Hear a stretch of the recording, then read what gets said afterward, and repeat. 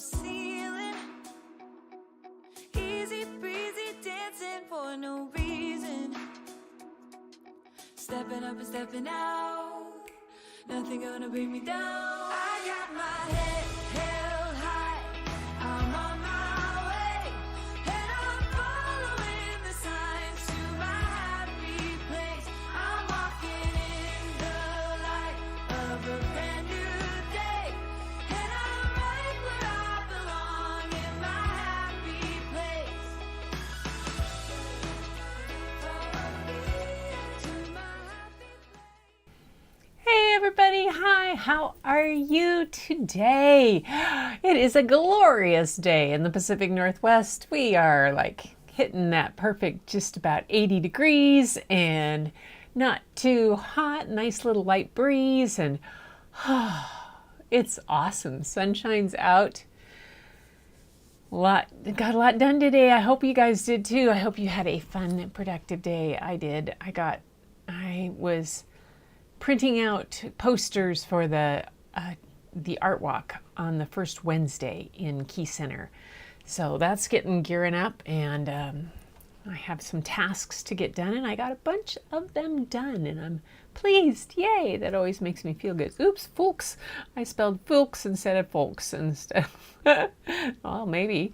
Okay, come on. Julia is here. Let's see. We've got checking in with everybody. Gail and Angel, how are you guys? Good to see you here. And there's Larry and Larry and Gail. And I think I saw Julia. There's Julia. Yes, yes, yes. Great. Oh my goodness.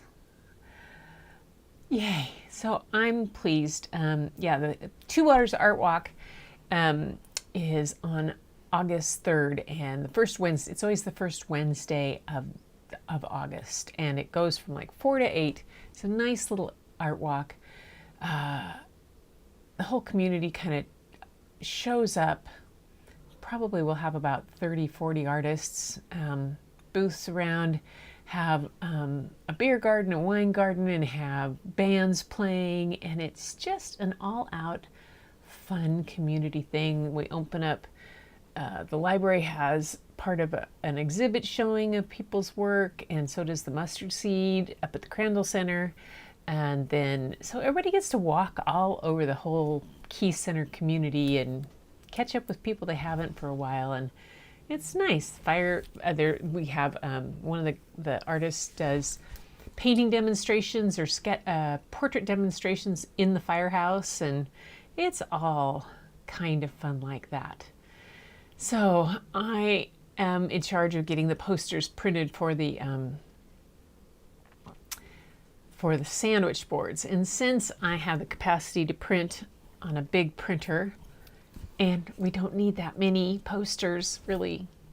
You know, we're all talking like 4 sandwich boards, 8 posters. I printed those up today and put them on pieces of cardboard that I had laying around, and yep, getting my tasks done. So that's good, good. So today, I'm gonna do the book that I didn't do last night, the Patchwork Lady, and then I found another one I'm gonna add to it. Because Patchwork Lady is the first book for tonight, and it's by Mary Kay Whittington. And Mary Kay Whittington lives in Kirkland, Washington. And I met her years and years ago. Pretty quiet person, doesn't often come out to book signings very much. Used to come to the ones at Secret Garden when she had a new book out. But I think I read another book of hers. I can't remember which one. Let's see.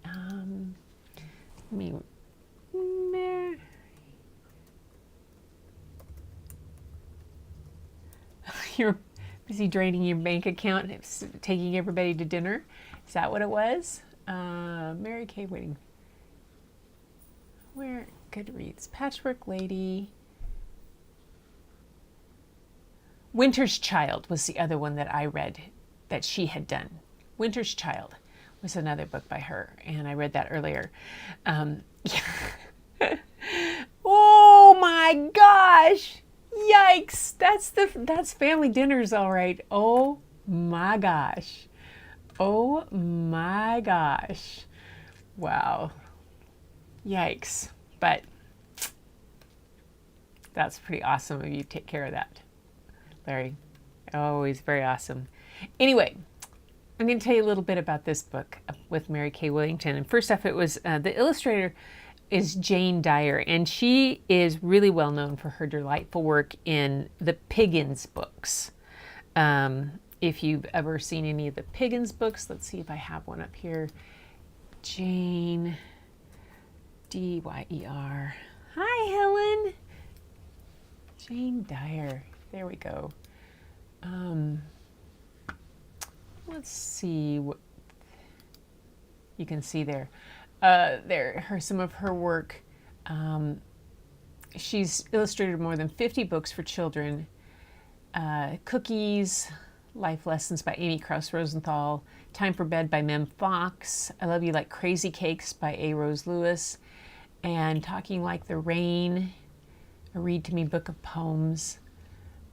Let's see, show for some of her other ones. Lucky and Squash, Move Over Rover. Oh, that's such a good book too. She did The Little Brown Bear Goes to School, Little Brown Bear Won't Take a Nap, Sophie's Masterpiece. Oh, that's a good one. I have that someplace, I think. Anyway, and Time for Bed, this one by Mem Fox. I have that one someplace too. And here's the Piggins books down here. So she's done some just beautiful work. And she illustrated this one for Mary Kay Whittington. And it's interesting because when the story behind this story, so Mary Kay said, she said, one day, Mary Kay Whittington, she said, I jotted down the sentence, Patchwork Lady talks in patchwork, on a very small piece of paper, which she promptly lost. Months later, she found the note again, and for the rest of the day, she swore she could see the Patchwork Lady doing things. Finally, at midnight, she started writing the first draft. So she lives in Kirkland, where she teaches music and writing, and the author of a number of short stories. She also wrote the book Carmina Come Dance. And some other ones. I'm not sure if she's still teaching. Are you enjoying the day, Helen? It's a warm day, but it's a little bit easier than yesterday. Yay! So this is going to be the Patchwork Lady. I'm going to show you the cover of the book. It's very cool. I love the way it's done. Here. It's just really gentle pictures about this whole thing. And here in the flowers, all the different kind of things. I love that. So this is the first one, the Patchwork Lady. Bum, bum. Get her right there. Should be able to see it. What is in the way? There we go.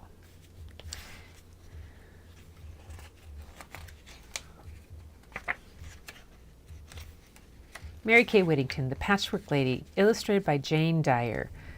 I love the kind of background color that is so kind of muted. And it said, for Annalena, I hope all your patchworkings turn to quilts.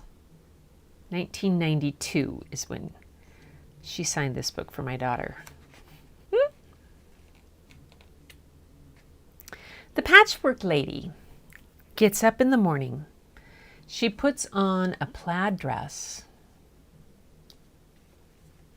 argyle stockings, and checkered slippers.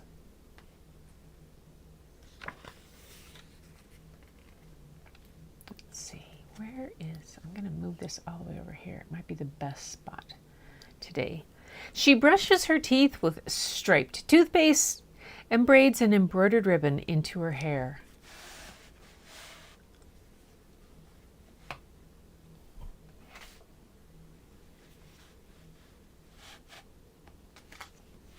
I like the window.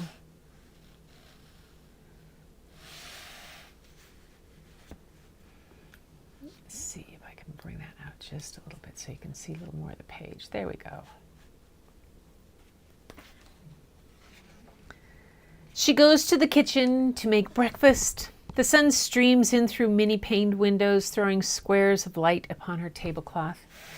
She makes toast, white and brown, with honey and yellow butter dots.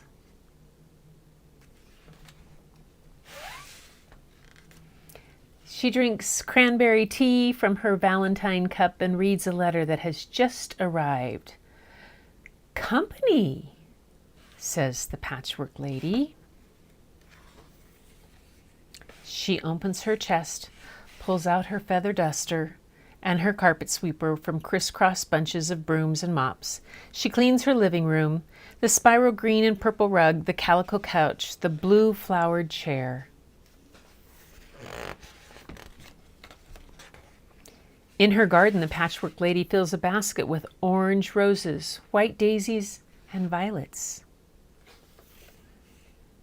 She returns to her house, no two windows or doors alike, rainbow walls of brick and wood and stone. "Is coming," says the Patchwork Lady. It's not as capitalized there. Up in the attic, she unpacks a box of streamers, but they are gray with dust and tatter when she touches them. Inside another box, mice nest in coils. What should she do? Then she remembers. The trunk beneath the window holds scarves of silk, lilac, pink, and apricot. She lifts the lid and takes them out. End to end, she knots them. Look at her socks, her dress, her slippers. Oh my gosh. They float behind her down the stairs into the living room. From there, she hangs them in festoons from corner to corner, from curtain rod to chandelier. Everything looks beautiful, but will the company like it? "For," says the Patchwork Lady, "company is coming for." In the kitchen, she mixes plum punch with minty ice cubes and sets out a bowl of strawberries. She bakes mini chocolate cupcakes, but when she tries to spread them with marshmallow icing, they crumble. Oh, what should she do? At last, she has an idea. She pours golden honey over the crumbs and presses them together into an enormous cake. She ices it and sticks a candle in the middle. Everything looks delicious, but will the company think so too? "My," says the Patchwork Lady.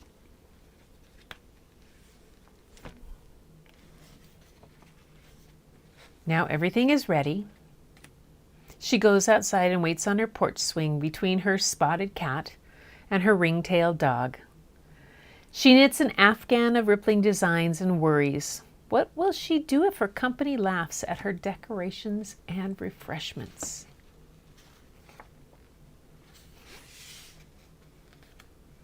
People are coming down her walk.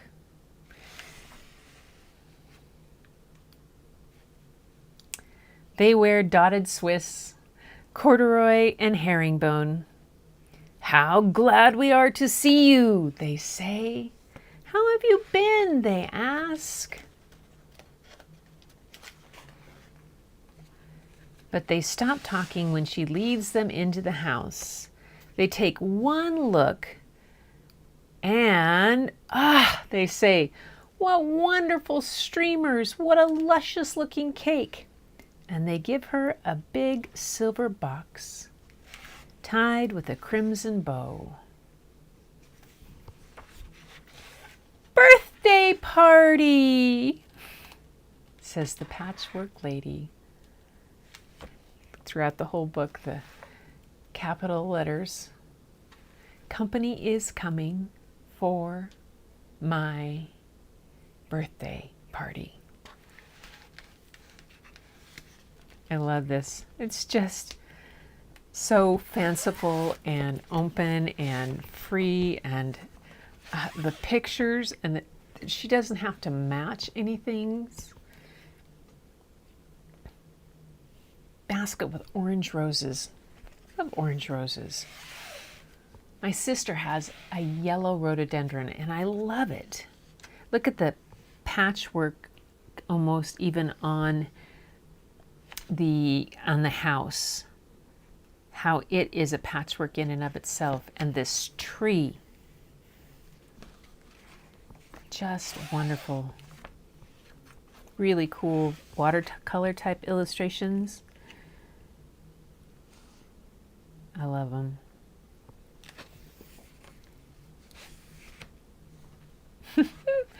So, and that is the Patchwork Lady. Just a fun, pretty story that I really liked. I've always liked it since it first came out. It's just one of those that I thought was kind of special. Now, the next book I'm going to read is another quilt book. This one you might have heard, or maybe not. If you're a fan of Tommy DePaula, you'll know this book, or of Toni Johnston. So Toni Johnston wrote this book. It's called The Quilt Story. And she says on her, read your brain loose. Toni Johnston has written over 120 books ranging from poetry to novels. Her books have won several awards.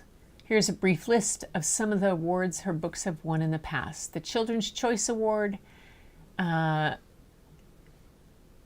County Public Library 1979 for 4 Scary Stories. Children's Choice designation in 1986 for The Quilt Story. Outstanding Literary Quality in a Picture Book honor for Yonder. That was a good one. Another Parent's Choice Award for Slither McCreep and his brother Joe. Named an honorary Texan for The Cowboy and Black-Eyed Pea. And an award from the Southern California Council for Literature for Children and Young People for her body of work. She has and she's always done such beautiful things. And let's see if it says about her biography. She says, Toni Johnston was born in 1942. She says, I write because I'd rather not iron. And also because I love to. She was born in January 30th in 1942. She was named for a cowboy, Tom Mix's horse. She grew up in San Marino, California, as an avid reader and book lover, and was influenced by the writings of J.R.R. Tolkien. She went to Stanford, got a BA in history, and an MA in ed. And she taught 4th grade in California for a couple years, and then she moved to New York, and she worked for McGraw-Hill Publishers. She was an editing supervisor for a while. She went on to be a copy editor. Her husband transferred to Mexico City. They lived in Mexico for the next 15 years. Her first book, The Adventures of Mole and Troll, was published by Putnam. In 1985, they moved back to San Marino. She's just been writing ever since, and writing and writing and writing, and she just loves it. Now, she's an amazing writer and has done some great books, but the thing that probably helped to put this book over the top was the fact that it was illustrated by Tommy DePaula. Tommy DePaula,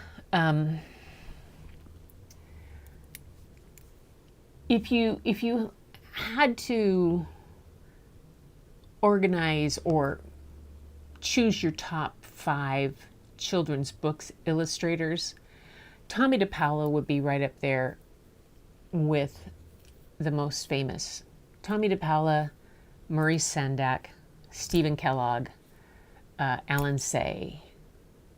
Those were probably the first 4. I'll leave the fifth one till somebody else pops in my head.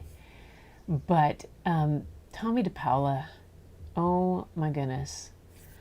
The book he's done, he is written and illustrated over, he wrote and illustrated over 270 children's books, over 270,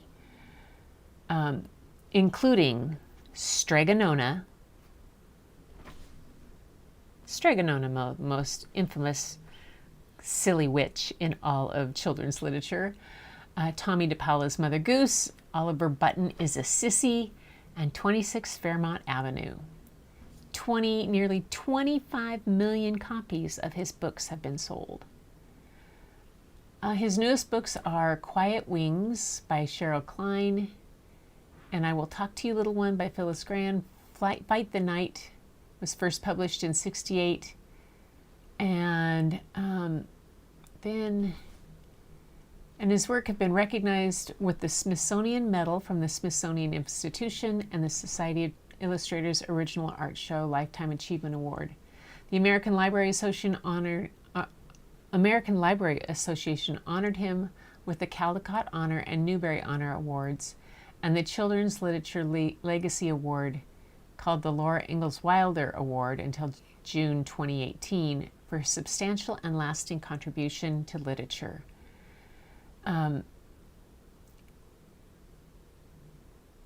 He has honorary doctorates, and he lived in New Hampshire and worked in his 200-year-old renovated barn until he died on March 30th of 2020.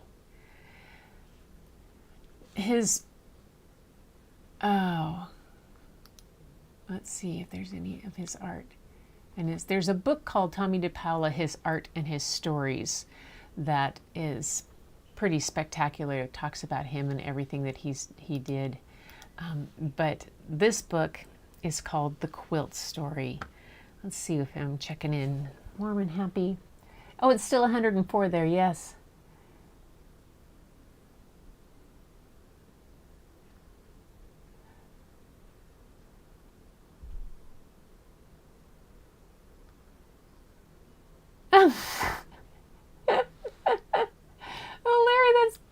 That's a tip I think I'll have to pass on to my granddaughter.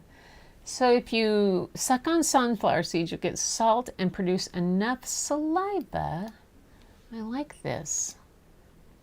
To lick your arms when you will feel cooler when the fan blows on you. Just a tip.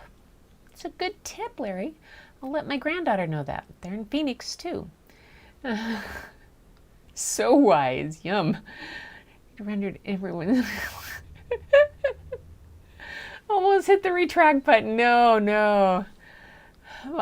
Yeah. Have you found them yet? They weren't flying. Marbles are flying. Start calling you Thule. That's what always hard times when it gets in the hundreds. Yeah. In Eastern Washington today, let's see, it got up to like 80 here at our place today.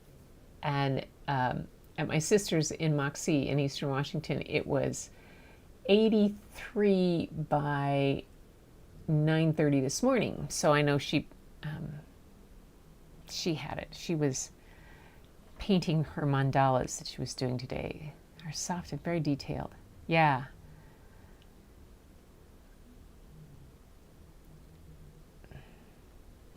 Sunflower seed info. If I'm in the ocean, it can be in the 80s. Public service tip. Be sure to pass that on. I'm passing it on to my granddaughter and my grandson, and I'm sure my daughter will show great appreciation for that tip coming in. Yay! Grandma for the win! Oh my goodness. Okay, this next one. Tommy DePaula, The Quilt Story. This one is actually on the iPad. There we go. Tommy DePaula's artwork is really distinctive, really distinctive.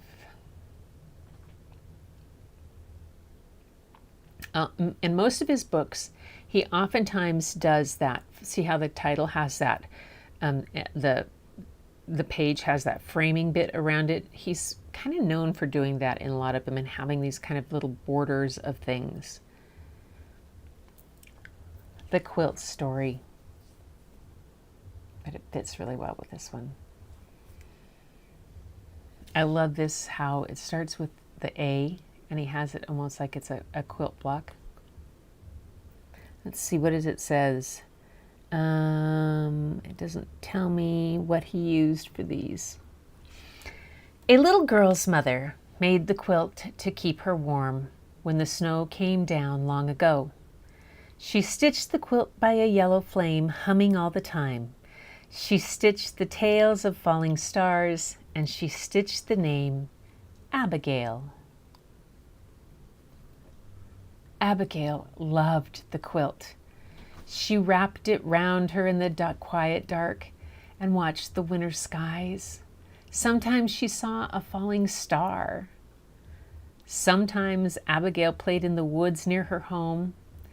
She had tea, her dolls had tea, and that quilt had tea all over it. Sometimes she pretended the quilt was a gown. She wore it to town on her horse, clup, clup, clup, and it tore. So her mother stitched it up once more. Sometimes she played hide and seek with her sisters. She laughed and cried, "Don't peek," and hid under the quilt, and everyone found her. Sometimes Abigail was sick. She sneezed and sneezed, then she slept under the quilt, and she felt better. One day, Abigail's family moved away across wide rivers and over a rock-hard trail. The quilt went too. Not stuffed in trunks with the blankets and clothes, it kept the little girls warm from the wild winds, warm from the rain, warm from the sparkling nights. Look at that landscape he did with the wagons and just the simple lines and colors of that landscape. Oh, that's cool. That would make a really good inspiration for a pour. They built a new house in the woods. Abigail's father built it with his hatchet. Chop, chop, chop. He built her a new bed. Chip, chip, chip. He made her a new horse, too. He worked until curly shavings covered the floor. And everyone sneezed and said, "Welcome home," and was glad. And Abigail felt sad.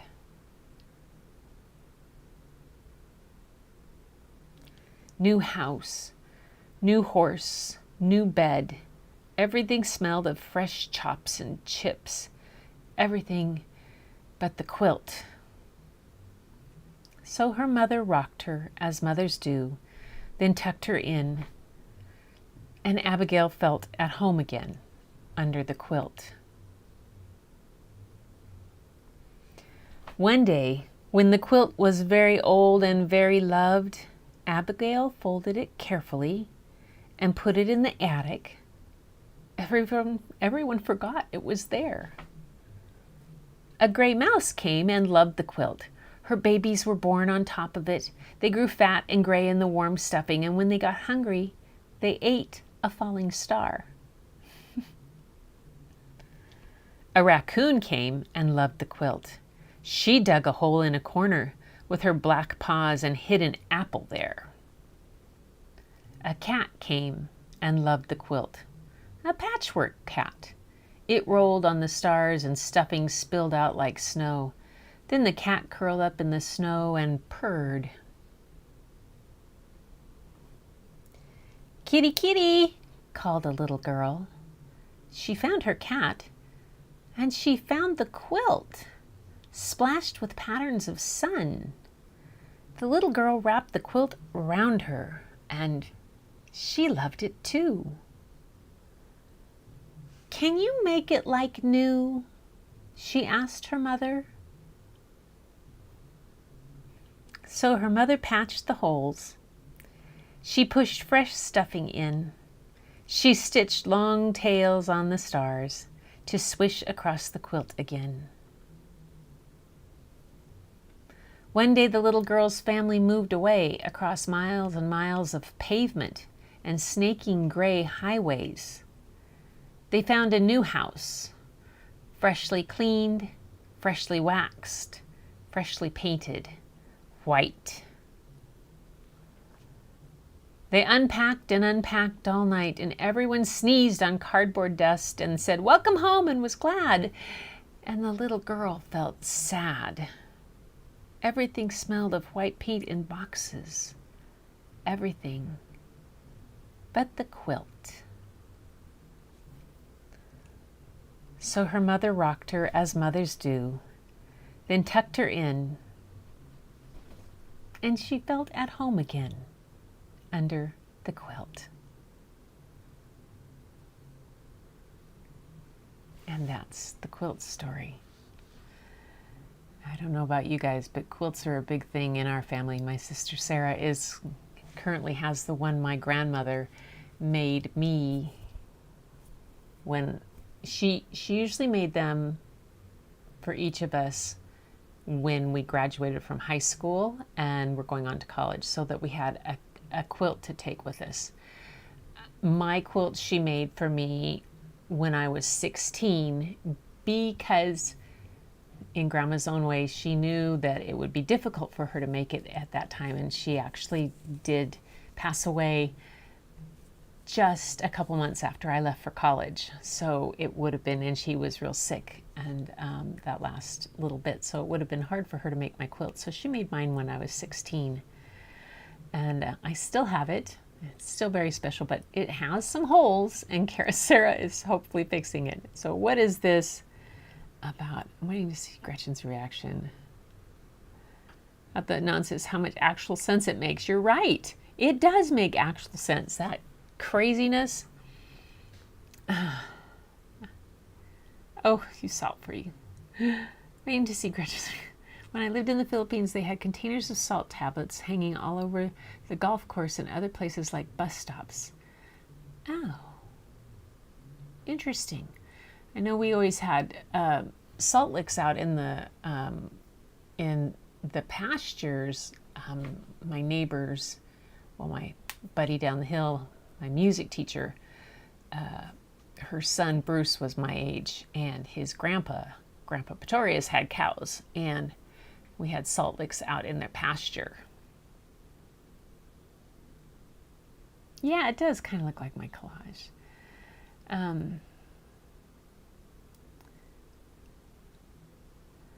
The crazier, I know, and Grandma always made crazy quilts. She didn't, all these ones that Sarah's doing, all these ones with fancy patterns and all that kind of stuff. My grandmother's were pure out crazy quilts. And the thing about them all is that each one is made with fabric from the clothes that my mom made for us or for herself. So we can pull up any one of our quilts and look at it and remember, like, oh, that's my first grade dress, or that's Patty's prom dress, or that's Mom's when she went to that fancy day. You know, I mean, we can remember all of these things from the fabric, because my mom made all our clothes. The only clothes she didn't make for us was underwear and jeans. Seriously. She even made our swimsuits. That's crazy.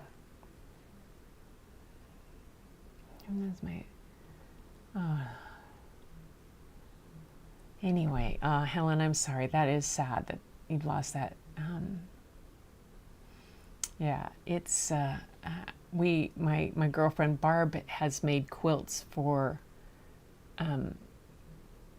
Annalina's kids and Bryn's kids too when they were born. They all have these little baby blanket quilts that Barb made for them when they were little, and Sarah made them too, so it's very cool. Whoopsie, that was not supposed to happen. How did that happen? Oh well. We'll go back to this. There. Yay. Like that. Okay, folks.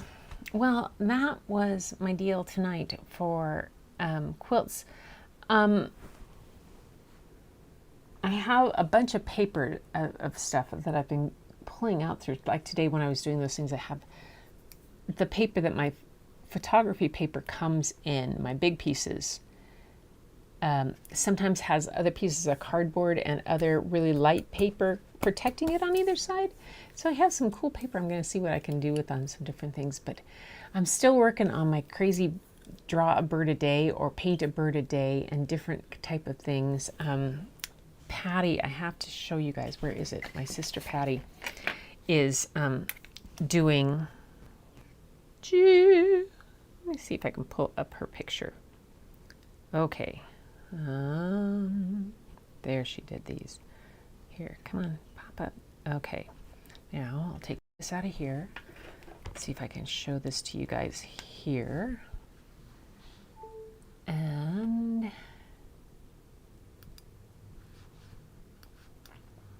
choose a different camera. There we go.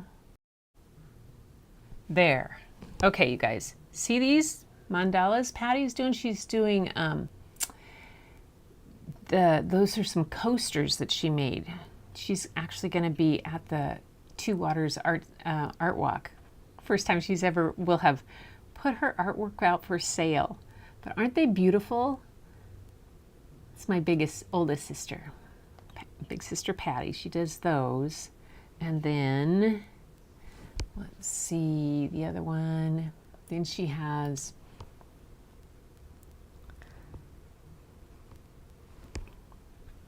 and she does these guys too. These are like painted rocks. Yeah, there it is. So she spends so much time on those mandalas, and she sent to me and she was like, she goes, there's a set of 4. Should I sell them for $15? And I said, no, you should sell them for at least $20, because I was going to tell her more than that, but I didn't think she would do that. But you know, $5 a coaster for the amount of time she puts on those, and they're got backings and they're sealed. Yeah, that's beautiful. And then her rocks. Her rocks are just gorgeous. Anyway, wanted to share those with you guys. That's my big sister's she's so talented. Yeah, Mom made us everything. My mom too. Oh my gosh, my sister Carolyn sews everything now. She does the big sewing. Sarah does the quilts. Patty does, you give her a piece of furniture and she'll refinish it and paint it and do all kinds of things. Made by my great-grandmother, my grandfather's mother. That is in a tote and it smells of my grandparents. Oh my gosh, how wonderful that is that. I love those kind of things. I have, oh, it's not up here. Where is it? I have it, I keep it in my camera bag. I have my grandfather's a little wallet that says Ole Melby on it that keeps some things. It's really, really, I love those things. It's like that those quilts have found their way to the hands of folks who appreciate their beauty and live on in their spirit. Yeah, you're right, Larry, I bet. Things like that. Do people get appreciated? Yes. We have people around here that do the same. Patty does some hidden rocks. She'll do them, and Sarah will do them then, and the kids will paint them. They're not as elaborate as those, but she'll paint them and do that. And I have a friend who does it up in Arlington, Monica, that she comes on every once in a while. So, yeah. I'm glad you guys like them. All right, you guys. I'm going to let you go for the evening. Sign off. Go see what my hub is up to upstairs. And sort through the books that I went to the library and picked and chose for some things. I have some plans to do a few days of Sendak. I did a little bit of exploration into his type of artwork, and it's really fascinating. So that's all crisscross hatching coming your way pretty soon. So until later, though, I hope you guys all have, I got editing to do. Go, Helen. Yeah, I do too. I have some prints I need to edit. And I'm avoiding doing my video editing. Yeah. Just. And once I do it, it's easy, but it's like pulling teeth getting started on it. Oh well. All right, you guys. Until next time, I want you guys to take care. Take care of yourselves, take care of those around you, and keep looking for the beauty hidden in plain sight. It's all around, and I'll see you next time.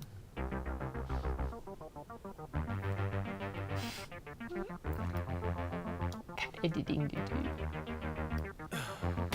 In the heat of the night, we could get lost in all the lights and sounds. Feel alright, we won't go home, we will just stay here downtown. There's not just stars on the boulevard. Thanks, you guys, for coming.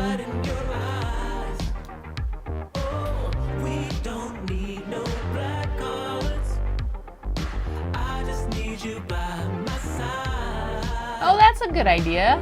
Rehide it. We could be shameless, famous, running cool, with a love that leaves us weightless. Ooh, drop dead gorgeous, wow.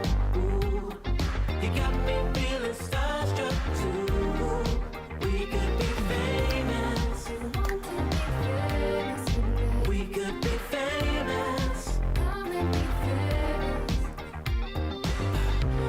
My mind, looking like a model, better than the usual. Yeah, you don't even try, not average or typical. I put you on a pedestal.